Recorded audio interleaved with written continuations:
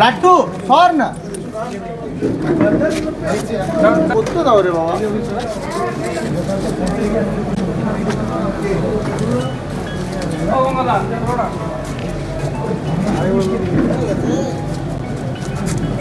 ঠিক আছে। পুরান পাননি মোহাম্মদ রফিক অভিযোগ করেছেন মন্ত্রীকে, কি বলবেন স্যার? দেখছি এ নিয়ে অলরেডি ডিপার্টমেন্ট যে আছে তদন্ত স্টার্ট করেছে, তদন্ত রিপোর্ট হওয়ার পরে দেখছি কি হবে। স্যার কোথাও গিয়ে কি গাফিলতি? না না না, বেশি দেখছি এখন তো কিছু বলা যাবে না। Let the enquiry be completed, department নজরে আছে। ঠিক আছে, থ্যাংক ইউ।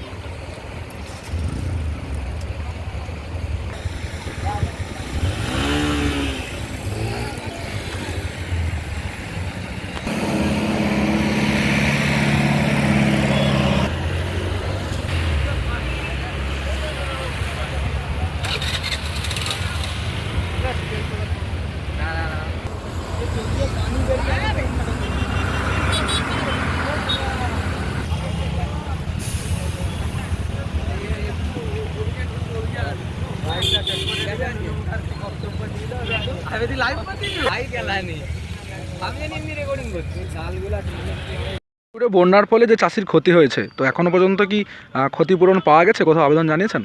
আবেদন জানানো হয়েছিল, পঞ্চায়েতে জানানো হয়েছে, বা ওই যে একটা ফসলের নষ্ট হওয়ার জন্য যে ইয়েটা ছেড়েছিল সেটাও আমরা দিয়েছি, জমা করেছি, কিন্তু আজ অবধি কোনো কিছু পাইনি। আচ্ছা, কতটা জমি ক্ষতিগ্রস্ত হয়েছে? প্রায় বিঘা চারেক।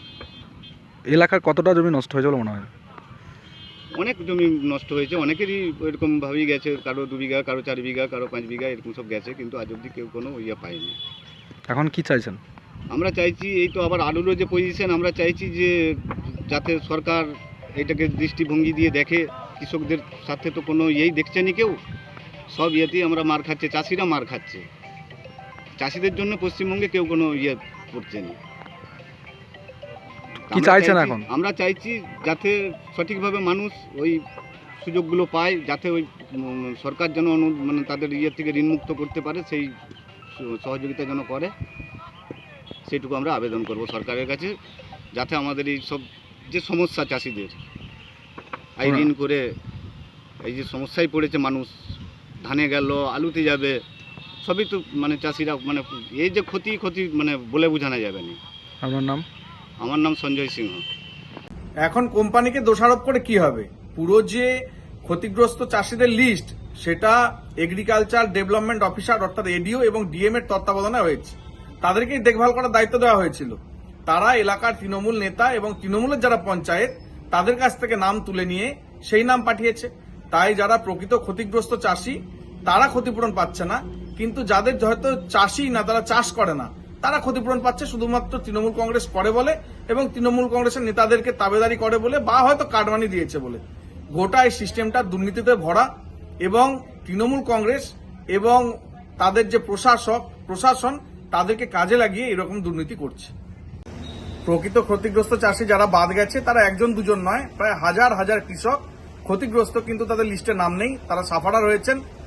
এই দুর্নীতিমূলক কাজের সাথে যারা যুক্ত, অর্থাৎ এডিও, ডিএম সহ প্রশাসনিক যারা কর্তা, যারা এই কাজের সাথে যুক্ত আছে, তাদের অপসারণের দাবি জানাই, এবং আমরা এই ব্যাপারটা নিয়ে মহামান্য হাইকোর্টের দ্বারস্থ হচ্ছি।